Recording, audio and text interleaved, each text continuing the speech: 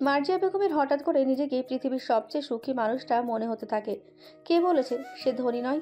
যে নারীর কাছে তার স্বামীর এমন নিঃস্বার্থ এক মহাকাশ পরিমাণ ভালোবাসা আছে, সে যে পৃথিবীর সবচেয়ে ধনী নারী। আর কি চাই? এই তো জীবন, এই তো জীবনের সৌন্দর্য। মাথা নিচু করে বসে থাকে মার্জিয়া। তার চোখ দিয়ে টপ টপ করে পানি পড়তে থাকে। কবিসহ শক্ত করে স্ত্রীর বাম হাতটা নিজের মুঠোর মধ্যে চেপে ধরে। প্রিয়তার নাম ঘোষণা করা হয়েছে। কাপা কাপা পায়ে মঞ্চের দিকে এগোচ্ছে সে। তার চোখ দুটো এখনো দর্শক সারির দিকে। এত মানুষের ভিড়ে কোথাও খুঁজে পাচ্ছে না ওই চোখজোড়া, যে চোখজোড়া মুগ্ধ হয়ে তাকে দেখলে সে পৃথিবীর সবচেয়ে সুখী হতে পারত। তবে কি সে একটু বেশি চেয়ে ফেলেছে মানুষটার কাছে? বড় অন্যায় হয়ে গেছে। ভেতরটা দুমড়ে মুচড়ে যায় প্রিয়তার। দর্শক সারির সবাই তাকিয়ে দেখছে আর সুদর্শন যুবককে। কেউ অবাক হয়ে, আবার কেউ বিরক্ত হয়ে। ভিড় ঠেলে হন্তদন্ত হয়ে যুবকটা সামনের দিকে যাচ্ছে। তার চোখ মুখ অশান্ত হয়ে যাচ্ছে।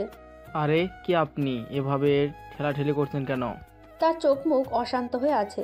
উচ্ছ্বাস ফিরে তাকায় না। তার গন্তব্য সামনের দিকে, একদম সামনের সারিতে পৌঁছাতে হবে তাকে। জায়গা না পেলেও দাঁড়িয়ে থাকবে, তবুও সামনে যেতে হবে তার। এক সামবর্ণা ক্লিওপেট্রা তাকে অনুরোধ করেছে যে পছন্দের কোনো মায়াবতীর অনুরোধ উপেক্ষা করার মতো ক্ষমতা সৃষ্টিকর্তা যে কোনো যুবককে দেয়নি। উচ্ছ্বাস কিভাবে প্রকৃতির নিয়মের বাইরে যাবে? তার হাতে একগুচ্ছ গোলাপ। সে জানে না এগুলো সে কেন কিনেছে। তার মা গোলাপ পছন্দ করতো খুব। পহেলা বৈশাখের দিনগুলোতে উচ্ছ্বাস তার মাকে 101টা তাজা গোলাপ দিত। মায়ের মুখটা সাথে সাথে উজ্জ্বল হয়ে যেত। উচ্ছ্বাস প্রতিবারের মতো এবারও কিনেছে। এতগুলো জোগাড় করতে দেরি হয়ে যাওয়ায় এভাবে ছুটছে সে। কিন্তু সে বুঝতে পারছে না নিজের এসব পাগলামির মানে। তার মা তো আর নেই, সে কাকে দেবে এগুলো? নাচ শুরুর কয়েক সেকেন্ড আগে প্রিয়তার পা দুটো হঠাৎ অনড় হয়ে যায়। এত মানুষের মধ্যে যেন আচমকাই একজোড়া চোখে চোখ আটকে গেছে তার। যেই চোখজোড়ার গভীরতায় সে বারবার খেই হারিয়ে ফেলে। ঠোঁটজোড়া কাঁপতে থাকে তার তিত্তির করে। টকটকে লাল পাঞ্জাবিতে অত্যন্ত সুদর্শন সেই যুবকটার হাতে একগুচ্ছ গোলাপ। প্রিয়তার মাথা নষ্ট হওয়ার জন্য বোধহয় এটুকুই যথেষ্ট ছিল। সামনে দাঁড়িয়ে দম ফেলে উচ্ছ্বাস। তার চোখ দুটো মঞ্চে আটকে গেছে। কি একটা অপরূপা তার সামনে দাঁড়িয়ে আছে। সে চাইলেও চোখ দুটো সরাতে পারছে না। অদ্ভুত একটা অনুভূতি হচ্ছে উচ্ছ্বাসের দেহ জুড়ে। অসংখ্য সুখময় ব্যথা হচ্ছে ঠিক বুকের বাঁ পাশটায়। সে জানে না এই অনুভূতির উৎস।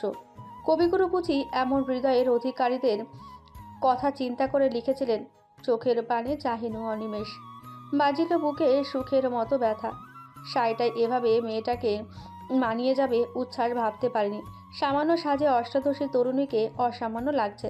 আর কোনো কিছু তাকে আকর্ষিত করতে পারছে না। উচ্ছ্বাস নিজের ওপর জেদ করে গোলাপগুলো জোরে চেপে ধরে হাতের সাথে। হঠাৎ কাঁটাগুলো বিঁধে যায় তার মুঠোর মধ্যে। কাঁটাগুলোর আঘাতে জর্জরিত হয়ে ওঠে মুঠো তার। চোখ বন্ধ করে জোরে জোরে নিঃশ্বাস ফেলতে থাকে সে। ঠিক তখনই একটা প্রজাপতি মঞ্চে হাওয়ায় দুলে নাচছে। সেখান থেকে ভেসে আসছে নীল অঞ্জন ঘন পুঞ্জ ছাওয়ায় সমৃদ্ধ অম্বর। হে গম্ভীর! চোখ তুলে সেদিকে তাকাতেই মোহনীয় তালে মুগ্ধ হয়ে যায় উচ্ছ্বাস। ঘোর লাগা চোখে একদৃষ্টিতে সেদিকে তাকিয়ে থাকে সে। দুই এক ফোঁটা রক্ত টপাটপ করে হাত থেকে নিচে পড়ছে, সেদিকে কোনো খেয়াল নেই তার। নাচ শেষ হতে দর্শক সারির কলতালিতে মুখরিত হয়ে ওঠে। প্রিয়তা এতক্ষণ ঘোরের মধ্যে ছিল। হাততালির শব্দে ধাতস্থ হয়ে স্তব্ধ হয়ে তাকায় সে সামনের দিকে। আর দৃষ্টি দর্শক সারিতে থাকা উচ্ছ্বাসের উপর নিবদ্ধ। উচ্ছ্বাসও এক দৃষ্টিতে তার দিকেই তাকিয়ে আছে। মার্জিয়া বেগমের চোখের কোণে পানি চিকচিক করছে। সে চাচ্ছে না নিজের দুর্বলতা প্রকাশ করতে। কবির শাহ মুচকি হাসে স্ত্রীর দিকে তাকিয়ে। কেমন দেখলে মেয়ের নাচ? মার্জিয়া বেগম কিছুটা অপ্রস্তুত হয়ে বলল, বেশ ভালোই হেঁটেছে মেয়েটা। কবির শাহ হালকা হেসে বাকিদের দিকে তাকায়। সবাই তার মেয়েরই প্রশংসা করছে। গর্বে শরীরটা যেন কেঁপে উঠছে তার বারবার। মার্জিয়া, মার্জিয়া বেগম চোখ মুছে স্বামীর দিকে তাকায়। এখন কি মনে হচ্ছে সন্তানদের তার শকতিয়া প্রকাশে উৎসাহিত করা উচিত? মার্জিয়া বেগম মাথা নাড়ে। আমাদের সেতারা কি সুন্দর গান করত, তোমার মনে আছে? ওর স্কুলের সাংস্কৃতিক অনুষ্ঠানে ওর গানের মুগ্ধ হলো শ্রোতারা সবাই। কিন্তু মার্জিয়া আপা কি করলেন? ওর গান গাওয়া বন্ধ করে দিলেন। মেয়েটা মাকে এত ভয় করত, কোনোদিন মুখ ফুটে নিজের ইচ্ছাটা আর বলার সুযোগ পায়নি। তুমি কি জানো, সেতারা তার মায়ের উপর এক বুক ভরা অভিমান জমা হয়ে আছে। সে চাইলেও মাকে আপন করে কাছে টেনে নিতে পারে না। তুমি কি চাও তোমার মেয়েদের সাথে তোমার সম্পর্কটা এমন হোক? মেয়ের এক সময় আমাদের কাছে আর থাকবে না। কে কোথায় চলে যাবে আমরা জানি না। দূরে বসেও মেয়েরা তোমার কথা ভেবে বুকে অভিমান জমিয়ে রাখুক, এটা কি তুমি চাও? মার্জিয়া বেগম মুখ কঠিন করে বসে থাকলো। সে আজ মেয়েকে সাজানোর সময় বুঝেছে ইতিমধ্যে মেয়েদের কাছ থেকে তার মনের দূরত্ব ঠিক কতটা বেড়েছে। তবে কি সবাই ভাবে সে তার মেয়েদের খারাপ চায়? একজন মধ্যবিত্ত মা হিসেবে এটুকু কি খুব সাধারণ নয়? ফড়িংয়ের মতো প্রিয়তা ছুটছে, তাকে এক্ষুনি মানুষটার কাছে পৌঁছাতে হবে এক্ষুনি। তার মনে হচ্ছে এই মুহূর্তে তাকে মানুষটার কাছে না যেতে পারলে অনেক দেরি হয়ে যাবে। মঞ্চে সিঁড়ির মুখে উজ্জ্বল মুখে দাঁড়িয়েছিল রুনাসহ প্রিয়তার আরও কিছু বান্ধবী। আর তাকে যারা নাচ শিখিয়েছে তাদের মধ্যে প্রিয়তার নীলু আপা ছিল অন্যতম। প্রিয়তা নেমে আসতেই ছুটে গিয়ে তাকে জড়িয়ে ধরে নীলু। তার কষ্ট করা সার্থক হয়েছে। মেয়েটার নাচের পেছনে অনেক শ্রম দিয়েছে সে। তার বিশ্বাস ছিল তার প্রিয়তা সেইটা করে দিয়েছে। উফ, প্রিয়তা, তুই তো মুগ্ধ করে দিয়েছিস। বিশ্বাস কর, আমরা কেউই এক মুহূর্তের জন্য পলক পর্যন্ত ফেলতে পারিনি। অসাধারণ প্রতিভা আছে তোর। প্রিয়তা শুকনো মুখে হাসে, তার চোখ বারবার ইতিউতি খুঁজছে। এইদিক ওদিক কি দেখছিস? চল তো আমার সাথে। প্রিয়তা ভ্রুকুচকে বলল, কোথায় যাব নীলু আপা? নীলু মুখ টিপে হেসে বলল, গেলেই দেখতে পারবি। প্রিয়তা ক্ষীণ গলায় বলল, আমি একটু বাদে আসছি নীলু আপা, আমাকে 5টা মিনিট সময় দিন। নীলু বিরক্ত গলায় বলল, চুপ কর তো তুই। তোর জন্য একজন অপেক্ষা করে আছে, এক্ষুনি যেতে হবে। প্রিয়তা অবাক হয়ে বলল, আমার জন্য আবার কে অপেক্ষা করবে? এসব কি বলছেন? নীলু প্রিয়তার হাত টেনে ধরে বলল। তুই আয় তো। প্রিয়তা আর কিছু বলার সুযোগ পায় না, হতভম্ব হয়ে অনুসরণ করতে থাকে নীলুকে। নীলু প্রিয়তার হাত ধরে টানতে টানতে কলেজের অন্য প্রান্তে নিয়ে যেতে থাকে। প্রিয়তা বারবার পেছনে ঘুরে উচ্ছ্বাসকে খুঁজতে থাকে। এখানে কেন আনলেন আমাকে নীলু আপা? নীলু প্রিয়তার গাল টেনে বলল, এত বিখ্যাত একজন মানুষ যে তোর প্রেমিক, আগে জানাসনি কেন? প্রিয়তার মাথায় ঢোকে না কিছুই। নীলু আপা এসব কি বলছে? উনি কি কোনোভাবে উচ্ছ্বাস ভাইয়ের কথা বলছে? কিন্তু উনি বিখ্যাত হবেন কেন? এসব কি বলছেন নীলু আপা? আমার প্রেমিক মানে? আপনার কোথাও ভুল হচ্ছে। থাক থাক, আর লজ্জা পেতে হবে না। উনি আসছেন, এখানে অপেক্ষা করতে বলেছেন। মানুষটা একদম পাগল তোর জন্য। নীলু কুটকুট করে হাসতে থাকে। প্রিয়তার কথা আগামাতা কিছুই বুঝতে পারে না।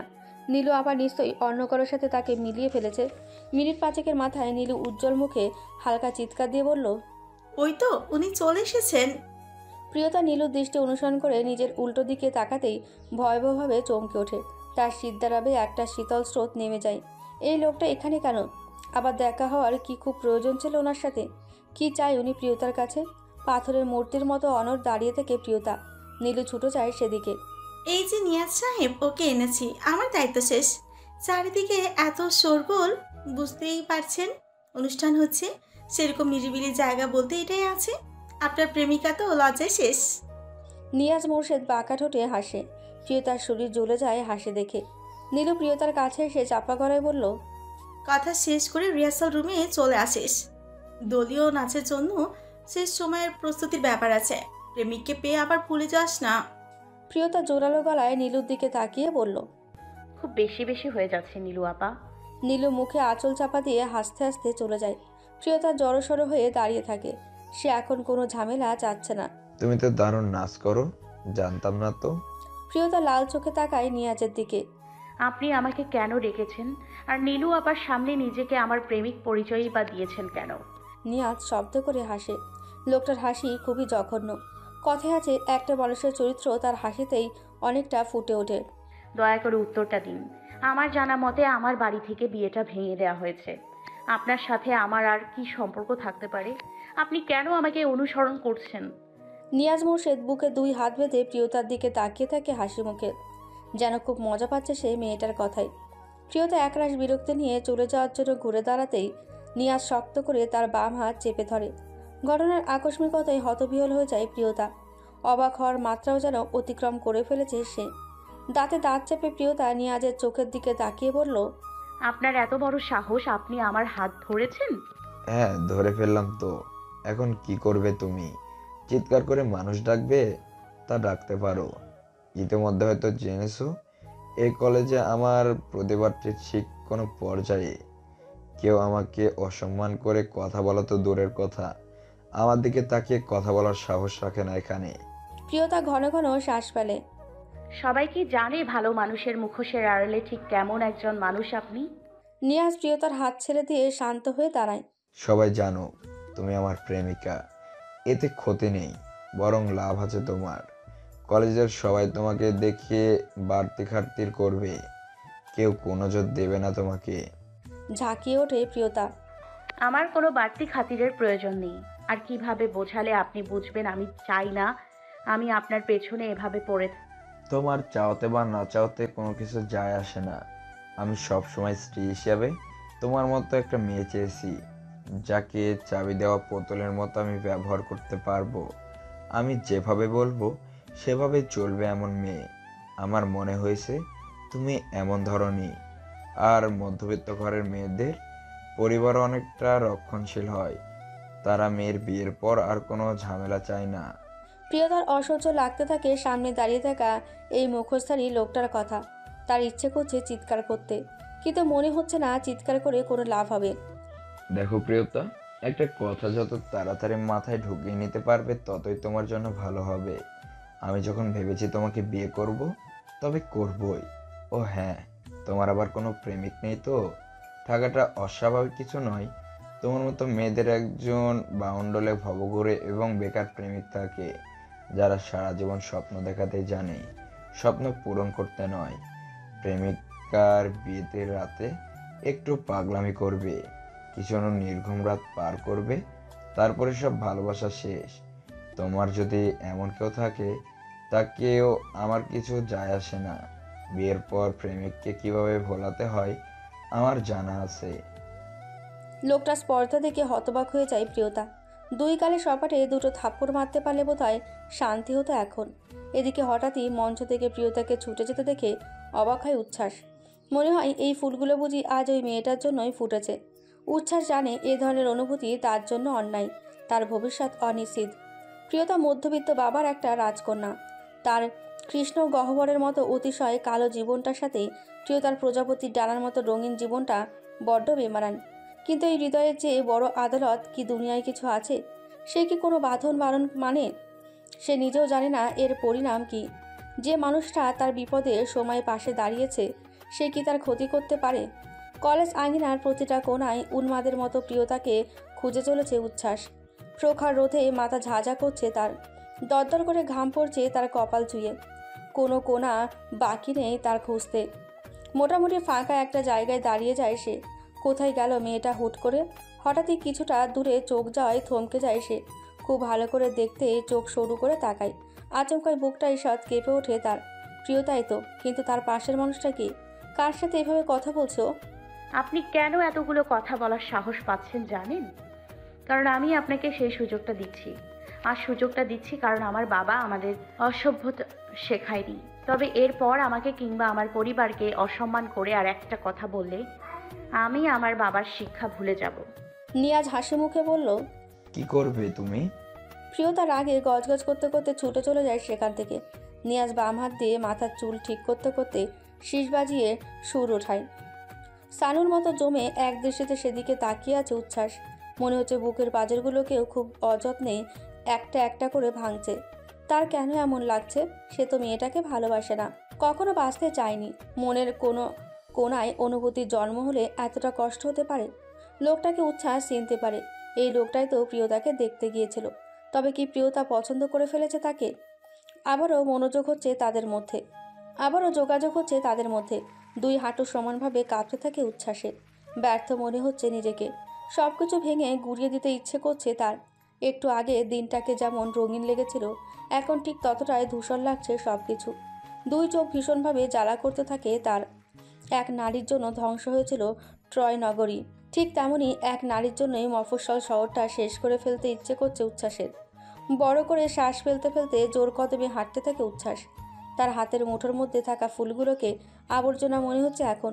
ফুলগুলোকে ফেলে পা দিয়ে মারিয়ে নিজের অস্থিরতা প্রকাশ করে। আরে উচ্ছ্বাস ভাই, আপনি এখানে কখন এসেছেন? আপা কতবার খুঁজছিল আপনাকে। বেগমের হাসি হাসি মুখের দিকে রক্তলাল চোখে তাকায় উচ্ছ্বাস। বেগম কিছুটা ভরকে যায় সেই দৃষ্টি দেখে। কি হয়েছে উচ্ছ্বাস ভাই আপনার?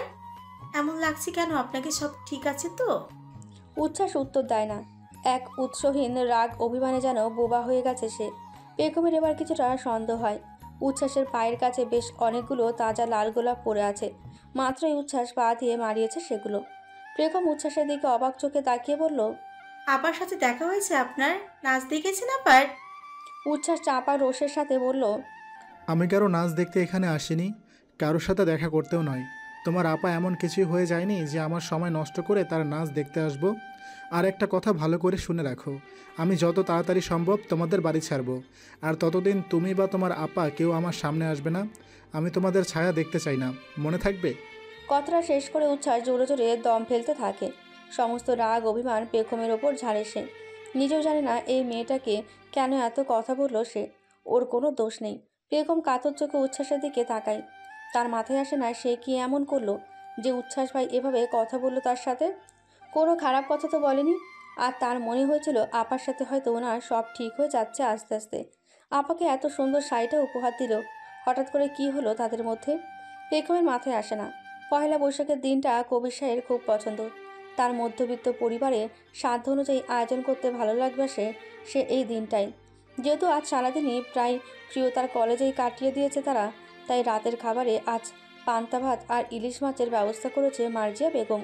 বেগম হাতে হাতে সাহায্য করছে মাকে। প্রিয়তার মনটা বিক্ষিপ্ত হয়ে আছে। নিয়াজ মোর্শেদ তার মেজাজ খারাপ করে দিয়েছে। তারপর থেকে উচ্ছ্বাসকে অনেক খুঁজেও পায়নি। তখন থেকে কেমন বেসামাল লাগছে তার। বিকেলের দলীয় নাচেও ভালো করে মন দিতে পারেনি সে। আলুথালু পায়ে ঘরের এদিক ওদিক ঘোরাঘুরি করছে আর বারবার উকি দিচ্ছে উচ্ছ্বাসের ঘরে। আসার পর থেকে তার ঘরের দরজা বন্ধ রেখেছে। কি হলো মানুষটার? মনে মনে অস্থির লাগে প্রিয়তার। কাজের ফাঁকে ফাঁকে আর চোখে আপাকে দেখছে পেখম। সকালে ঘটনাটা আপাকে বলার সুযোগ পায়নি সে এখনও। কি হয়েছে তাদের মধ্যে জানার জন্য ব্যাকুল হয়ে আছে সে। আপাকেও কেমন আনমনা দেখাচ্ছে। সকালে নাচের সময়ও কত হাসি খুশি ছিল। কি হলো হঠাৎ করে তার? মার্জিয়া, মার্জিয়া বেগম কাজ করতে করতে উত্তর দেয়। বলো, শুনছি। কবির শাহ ক্ষিপ্ত গলায় বলে, তোমাকে একটা অনুরোধ করব, রাখবে? মার্জিয়া বেগম ছোট্ট একটা শ্বাস ফেলে স্বামীর দিকে তাকিয়ে বলল, আমি জানি তুমি কি অনুরোধ করবে। আজ রাতে যেন ওই ছেলেটা আমাদের সাথে একসাথে বসে খায়, এই কথাটা যেন আমি নিজে যেয়ে ওকে বলি। কবির শাহ ম্লান হেসে স্ত্রীর দিকে তাকায়। 20টা বছর সংসার করেছি তোমার সাথে, তোমার মুখ দেখলেই আমি বুঝতে পারি তুমি কখন কি বলবে। কবির শাহ উত্তর দেয় না। মনে হয় মার্জিয়া বলবে না, কিন্তু তাকে অবাক করে দিয়ে মার্জিয়া বেগম বলল, চিন্তা করো না, তুমি মেয়েরে ডেকে বসে পড়ো, আমি হাতের কাজটা সেরেই ওকে ডাকতে যাব। কবির শাহের মুখটা সাথে সাথে উজ্জ্বল হয়ে ওঠে। মার্জিয়া বেগমের মুখে সেই তুলনায় নির্লিপ্ত। কবির শাহ স্ত্রীর দিকে তাকিয়ে বলল, প্রিয়তমা, আমি বারবার তোমার প্রেমে পড়ে যাই। মানুষ হিসেবে তুমি যে কতটা দারুণ, তুমি কি তা জানো? মার্জিয়া বেগম কিছু না বলে চোখ রাঙিয়ে তাকায় স্বামীর দিকে। বেশ অনেকক্ষণ ধাক্কানোর পর ভেতর থেকে দরজা খোলার খট করে একটা আওয়াজ হয়। কিছুটা ইতস্তত করে ঘরে ঢুকতেই একটা ছোট্ট ধাক্কা খায় মার্জিয়া বেগম। সিগারেটের ধোঁয়ায় ভরে আছে ঘরটা। বিকট গন্ধে মার্জিয়া বেগম নাকে আঁচল চাপা দেয়। উচ্ছ্বাস মার্জিয়াকে দেখে কিছুটা অবাক হয়। উনি সাধারণত এখানে আসে না। তো ধূমপান করো কেন? উচ্ছ্বাস স্মিত হেসে বলল, কেউ নিষেধ করে নাই তাই? বেশ অপ্রস্তুত হয়ে যায় মার্জিয়া বেগম। এমন উত্তর আশা করেনি সে। এসব কাব্যিক কথা বাস্তব জীবনের সাথে চায় না। কেউ নিষেধ না করলেও এটা তোমার জন্য কতটা ভয়ানক হতে পারে এটা তো অন্তত জানো তুমি। জীবনের উপর এত বিতৃষ্ণা কেন? এতটুকু বয়সে কি দেখছো জীবনের? হয়তো আমি যা দেখেছি কেউই তা দেখেনি। মার্জিয়া বেগম ভ্রু কুঁচকে বলল, তার মানে? তেমন কিছু না। আপনি মনে হয় কিছু বলতে এসেছিলেন। প্রিয়তর বাবা চায় আজ রাতের খাবারটা সবাই একসাথে খাবে।